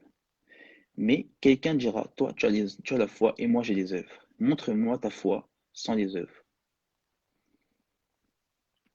Et moi je te montrerai ma foi par mes œuvres. Tu crois qu'il y a un seul Dieu, tu fais bien. Les démons croient aussi, et ils tremblent. Donc bon, ici on démontre que la foi, etc., la foi a un rôle particulier. On va pas lire tout le chapitre, mais on va lire au verset 24. On va pas lire tous les versets, on va prendre le verset 24. Vous voyez que l'homme est justifié par les œuvres et non par la foi seulement. En prenant l'exemple d'Abraham, il dira en fait que au verset 21, 22, tu vois que la foi agissait avec ses œuvres et que par les œuvres, la foi est rendue parfaite. Ainsi s'accomplit, ainsi s'accomplit excusez-moi, en regardant les trucs, ainsi s'accomplit ce que dit l'Écriture. Abraham crut à Dieu et cela lui fut imputé à justice et qu'il fut appelé ami de Dieu. Vous voyez que l'homme est justifié par les œuvres et non par la foi seulement. Rahab, la prostituée, ne fut-elle pas également justifiée par les œuvres lorsqu'elle reçut les messagers et qu'elle fit partir par un autre chemin? Comme le corps sans âme est mort, de même la foi sans les œuvres est morte. Donc en fait, ma sœur, si tu veux, Mes œuvres ne vont pas me sauver. Ce n'est pas mes œuvres, mais c'est la foi par le moyen de Jésus-Christ qui me sauvera. Cependant, ma foi sans œuvre, elle est morte. C'est pourquoi il faut que, par la foi que j'ai, je pratique de bonnes œuvres. Et par ces bonnes œuvres-là, je serai sauvé. Je ne sais pas si tu comprends. Ma foi, la foi que j'ai en Dieu, va me faire pratiquer de bonnes œuvres. Et cette pratique de bonnes œuvres, c'est observer les commandements de Dieu, etc., etc. Et c'est par cela que je serai sauvé. Or, si je n'ai pas la foi, mais je pratique de bonnes œuvres, je ne peux pas être sauvé. Or, si j'ai la foi, mais je ne pratique pas de bonnes œuvres, je n'obéis pas aux commandements, etc., je ne peux pas être sauvé. Je ne sais pas si tu vois ce que je veux dire. En fait, c'est j'ai la foi premièrement, et par la foi, je vais avoir la pratique des bonnes œuvres. En fait, c'est ceci, en fait. C'est par la foi. Je ne sais pas si tu as compris, ma sœur. En fait, c'est par la foi. Quand j'ai la foi, en fait, par la foi, je pratique de bonnes œuvres. Ça veut dire que le salut passe par le sacrifice, mais aussi par les œuvres. Pas forcément. En fait, comment t'expliquer? En fait, c'est le salut passe par le sacrifice de Christ. En fait, si tu veux, quand tu as la foi, normalement, tu dois pratiquer les bonnes œuvres. C'est-à-dire que la foi que tu as va te faire pratiquer des bonnes œuvres. Je ne sais pas si tu vois ce que je veux dire. En fait, les deux sont nécessaires pour ton salut. C'est-à-dire que la foi que tu as en Jésus-Christ va te faire pratiquer de bonnes œuvres. C'est-à-dire que tu ne peux pas faire l'un sans l'autre. Tu ne peux pas avoir des bonnes œuvres. En fait, ce n'est pas tes bonnes œuvres qui vont te faire sauver, mais en fait, c'est la foi que tu as et les bonnes œuvres que tu as qui vont te faire, qui vont être salutaires pour toi, en fait. Par exemple, je donne un exemple. Aujourd'hui, je ne peux pas dire oui, je crois en Dieu, mais en fait, je ne vis pas de ma sanctification. C'est pas possible. Il faut que j'ai ma part. Dieu a sa part dans ma sanctification. Vous pouvez voir en fait le live qu'on avait fait avec le frère à l'époque. Dieu a sa part dans la sanctification, mais moi aussi j'ai ma part. C'est-à-dire que si je veux être sauvé, comme il est dit dans Hébreu 12, verset 14, rechercher la paix avec tous et la sanctification sans laquelle personne ne verra le Seigneur, il faut en fait que je me sanctifie pour être sauvé. Donc effectivement, la foi, ma foi, va me faire pratiquer de bonnes œuvres. Et c'est par ces bonnes œuvres-là également que je serai sauvé. Si je fais que des bonnes œuvres et je n'ai pas la foi, je ne suis pas sauvé. Si j'ai que la foi et je ne pratique pas de bonnes œuvres, je ne suis pas sauvé également. Il faut que j'ai la foi et que je pratique de bonnes œuvres afin d'être sauvé. Donc voilà. Je ne sais pas si vous avez d'autres questions des frères et sœurs. Je ne sais pas si vous avez d'autres questions. Ah, il y a le frère qui voulait participer tout à l'heure là, je vais le faire participer.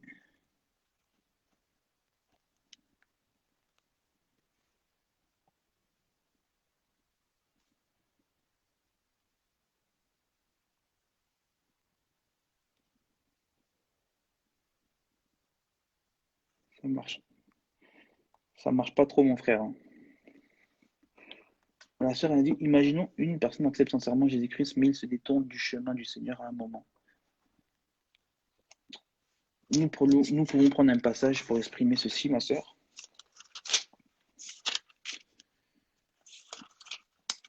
Je vais prendre deux passages dans les Écritures. Imaginons qu'une personne accepte le Seigneur sincèrement, mais qu'il se détourne du salut, du chemin du Seigneur. Il perd son salut. Moi, je crois que oui, il peut perdre son salut. Effectivement, la Bible dit ceci. Dans Hébreu 6, verset 4. Car il est impossible à ceux qui ont été éclairés, qui ont été une fois éclairés et qui ont goûté au don céleste et qui ont eu part au Saint-Esprit et qui ont goûté à la bonne parole de Dieu, à la puissance du siècle à venir, et qui sont tombés, soient encore renouvelés et amenés à la repentance, puisqu'ils crucifient de leur part le Fils de Dieu et l'exposent à l'ignominie. Donc effectivement, quelqu'un qui a accepté le Seigneur Jésus-Christ, qui a marché en Christ et qui a connu, qui a eu Saint-Esprit et qui n'a pas persévéré dans le Seigneur, qui n'a pas achevé la course, peut perdre le salut. On prend un autre passage encore, Hébreu 10. Hébreu 10, à partir du verset 26. Car si nous péchons volontairement, après avoir reçu la connaissance de la vérité, il ne reste plus de sacrifice pour les péchés. Verset 27. Mais une attente terrible du jugement et de l'ardeur d'un feu qui dévora les rebelles. On va continuer. Celui qui a violé la loi de Moïse meurt sans miséricorde sur la disposition de 2 ou 3 témoins. Et de quel pire châtiment pensez-vous que sera jugé celui qui aura foulé aux pieds le Fils de Dieu et qui aura tenu pour profane le sang de l'alliance par lequel il a été sanctifié et qu'il aura outragé l'esprit de la grâce. Donc voilà. Lui, effectivement, ma soeur, quelqu'un qui n'a pas marché, qui a accepté le Seigneur. Voilà, je t'ai donné deux passages clairs, en tout cas. Quelqu'un qui a marché, qui a en Christ, qui a accepté le Seigneur sincèrement, mais qui s'est détourné du Seigneur, effectivement, peut perdre le salut. Donc voilà. Est-ce que vous avez d'autres questions? Il y a un frère qui voulait participer, mais bon, ça ne marche pas. Je ne sais pas si vous avez d'autres questions, les frères et sœurs.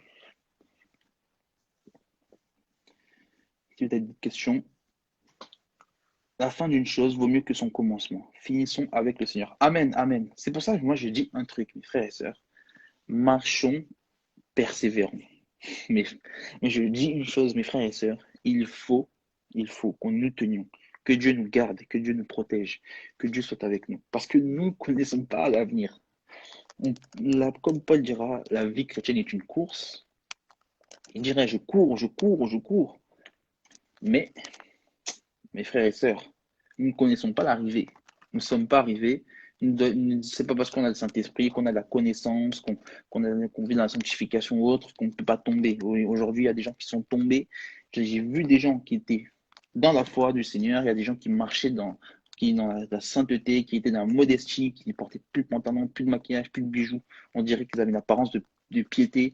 Il y avait des gens qui allaient prêcher dehors, qui allaient annoncer le Seigneur, évangéliser. Il y a des gens que je connais qui, euh, qui évangélisaient sur les réseaux sociaux, qui étaient chrétiens, qui n'écoutaient pas de musique mondaine. Et je vois aujourd'hui, ce sont des gens qui sont dans le monde, qui fument, qui montrent leur forme sur les réseaux sociaux. Il y a des gens aujourd'hui qui sont là, qui renient le Seigneur, qui sont orgueillis, qui sont enorgueillis, qui ont l'orgueil au-dedans d'eux. Je vois qu'il y a des gens qui sont tombés dans les fausses doctrines, qu'il y en a qui se sont compromis, il y en a qui enseignent que la musique mondaine est encore. Il y a des frères qui étaient adulés sur les réseaux sociaux à l'époque et aujourd'hui ils enseignent que la musique mondaine est normale, ils portent des boucles d'oreilles, toutes ces choses-là. Nous ne sommes pas arrivés, mais tenons ferme. C'est ça que l'apôtre Paul dira dans Romains 2, je crois, que nous sommes sauvés par la persévérance. On va prendre ce passage vite fait. C'est pour ça, mon frère et ma soeur, il faut tenir bon. Comme tu as dit, mon frère ou ma soeur, je ne sais pas comment tu t'appelles, Capture and Write. La fin d'une chose vaut mieux que son commencement. Amen. Vaut mieux qu'on finisse avec le Seigneur. Mais que Dieu nous garde, mes frères et sœurs. Je ne sais pas si vous avez d'autres questions. Je ne sais pas si vous avez d'autres questions, les frères et sœurs. Je trouve juste le passage. Excusez-moi. Voilà. Il est dit dans Romains 2, verset 7, réservant la vie éternelle à ceux qui, par la persévérance de bien faire, cherchent l'honneur, la gloire et l'immortalité. Donc nous sommes sauvés par la persévérance, tout simplement. Oui, ma soeur, dis-moi. Dis-moi, c'est quoi ta question?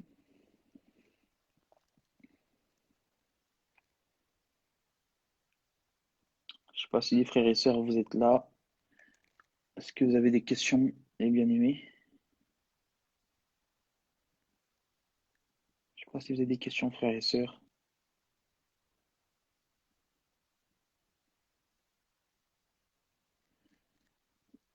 Est-ce que vous avez des questions, les frères et sœurs? Est-ce que vous êtes là?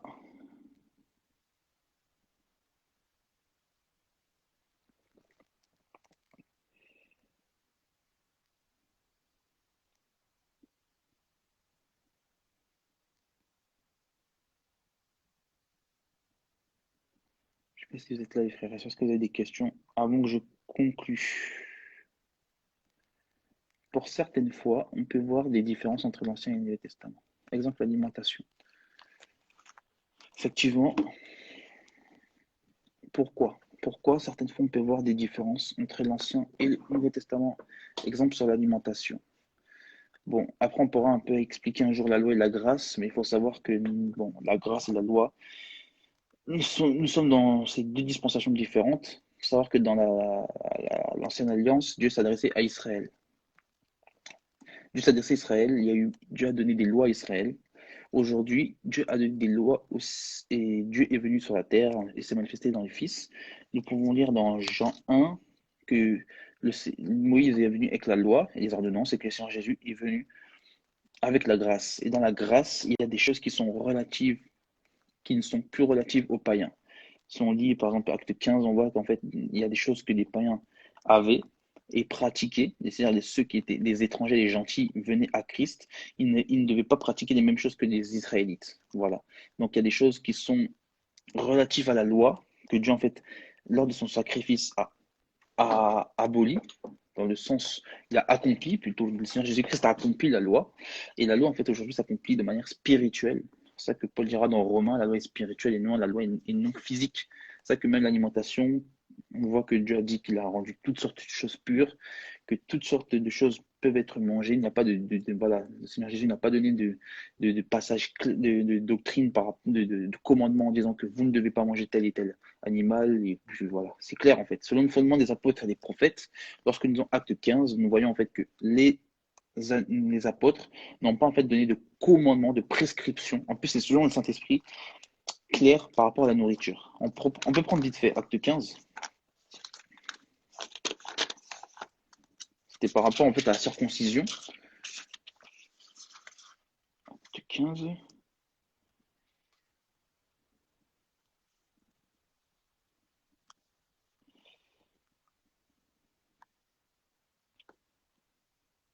Acte 15 à partir du verset 28, ma soeur. Il dit car il a paru bon au Saint-Esprit et à nous de vous imposer d'autres charges que ce qui est nécessaire, à savoir vous abstenir des viandes sacrifiées aux idoles, du sang, des animaux étouffés et de l'impudicité, choses qui sont contre lesquelles vous vous trouvez bien de vous tenir en garde à Dieu. Voilà ce que les apôtres ont donné par rapport à l'amour de Dieu, par rapport au Saint-Esprit. Ils n'ont pas voulu donner des charges qui allaient au-delà de ce que les païens, ceux qui venaient à Christ, devaient supporter. Nous voyons en fait que même Paul dira dans Romains 14 que celui qui s'abstient de manger de quelque chose, ceci est une conviction ou ceci est une faiblesse dans la foi.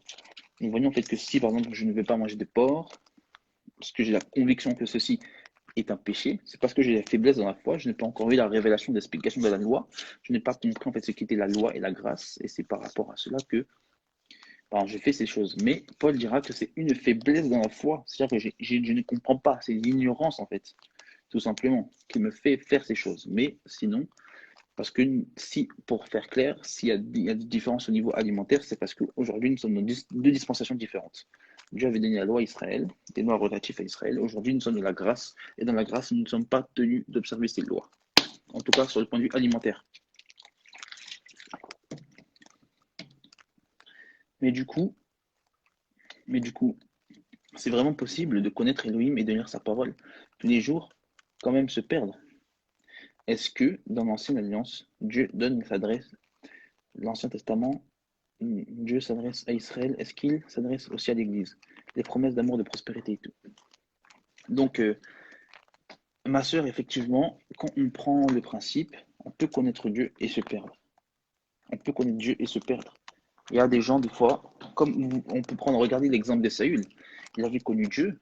Saül avait connu Dieu. Il prophétisait, il a eu le Saint-Esprit, etc. Et pourtant, il s'est perdu. Des fois, ça dépend de la marche, ma soeur. Si tu persévères et tu marches convenablement avec le Seigneur, là, tu seras sauvé. Mais si tu marches un certain temps avec Dieu, puis le monde t'a attiré, il y a eu une porte ouverte à quelque chose, et que la convoitise, la convoitise du monde, il y a quelque chose qui a germé en toi, tu peux te perdre. Même, on peut voir l'exemple. On peut, on peut voir même dans Matthieu 7, le Seigneur va parler de gens qui prophétisaient, qui guérissaient en son nom, qui chassaient les démons en son nom, et pourtant, il leur a dit, allez loin de moi. Donc effectivement, on peut être utilisé par le Seigneur et se perdre. Il faut faire très attention. C'est ça que la marche chrétienne est très subtile. Vous savez, on peut tomber, c'est très subtil. C'est ça qu'il faut tout le temps s'examiner, tout le temps se voir, en fait. Tout le temps prier le Seigneur pour qu'il nous change, pour qu'il nous garde. Il faut persévérer, il faut vraiment persévérer. C'est la persévérance. C'est la persévérance. Est-ce que aussi, dans l'Ancien Testament, Dieu donne, Dieu donne à Israël, est-ce qu'il s'adresse à l'Église? Les promesses d'amour. Oui, Dieu s'adresse à l'Église également. La parole de Dieu s'adresse à tout le monde. Cependant, il faut comprendre et bien placer les choses. Parce qu'il faut savoir que dans l'ancienne alliance, Dieu s'adressait à Israël, mais il s'adressait aussi à l'Église, parce que l'Église était cachée. Mais il faut savoir que les promesses que que Dieu a donné à Israël, c'est-à-dire les promesses de la prospérité au niveau terrestre, au niveau de la terre, une terre, c'est des choses-là. En fait, on peut prendre ça dans un point de vue spirituel, mais il ne faut pas prendre ça dans un point de vue charnel, c'est-à-dire la prospérité. Effectivement, la prospérité, si on veut avoir beaucoup d'argent, toutes ces choses-là, ce n'est pas en Christ. C'est sûr que Dieu veut que ses enfants soient bien. Dieu peut nous faire grâce d'avoir comme de l'argent ou d'avoir des bénédictions, mais ce n'est pas l'objet principal. C'est-à-dire que les prospérités, toutes ces choses-là, les vraies promesses, c'est ce qu'on aura au ciel en fait. C'est la promesse d'Israël. En fait, les promesses que Dieu donnait à Israël, c'est des promesses qui étaient terrestres. C'était pour leur terre, voilà. Mais les promesses que Dieu donne à l'Église, c'est des promesses qui sont célestes. C'est des choses qui sont, voilà. Quand on lit Jean 14, le Seigneur dira en fait que c'est là, il ira et il nous préparera une demeure en fait. Tout est céleste en fait. Pour l'Église, c'est céleste. L'espérance est céleste et pour l'Église, l'espérance d'Israël était terrestre. Donc voilà. Après, on peut prendre après dans l'ancienne alliance, Dieu s'adressait à l'Église, c'est sûr. Voilà, parce que la parole de Dieu s'adresse à tout le monde. Donc voilà, si je peux répondre à cette question. Je ne sais pas si les frères et sœurs, vous avez d'autres questions avant que je puisse conclure. Je ne sais pas si vous avez d'autres interactions. Je ne sais pas. Si vous avez d'autres pensées.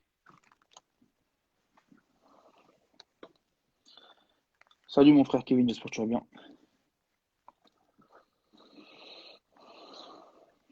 Je ne sais pas si vous avez d'autres questions, frères et sœurs. Sois béni ma sœur.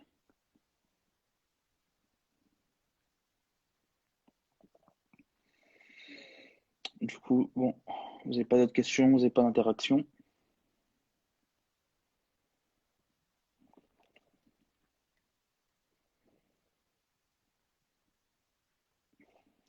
Ok.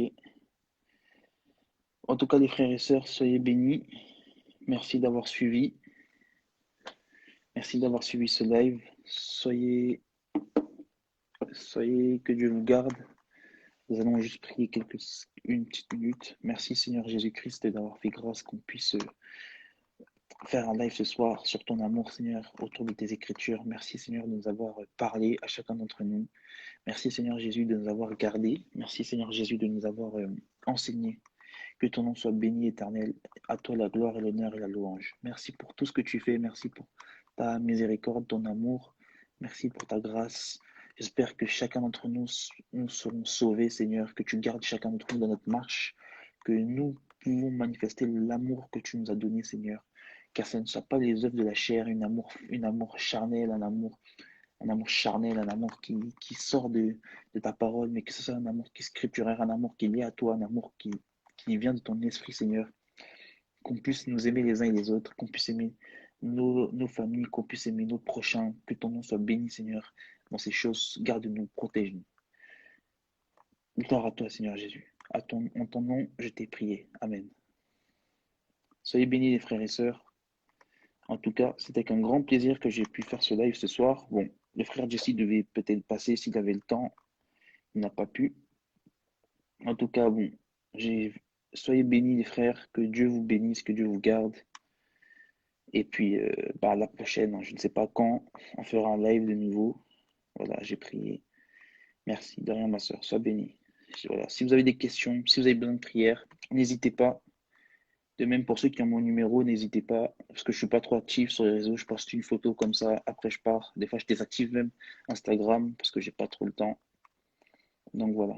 En tout cas, soyez bénis, mes frères et sœurs. Que Dieu vous garde. À la prochaine. Shalom.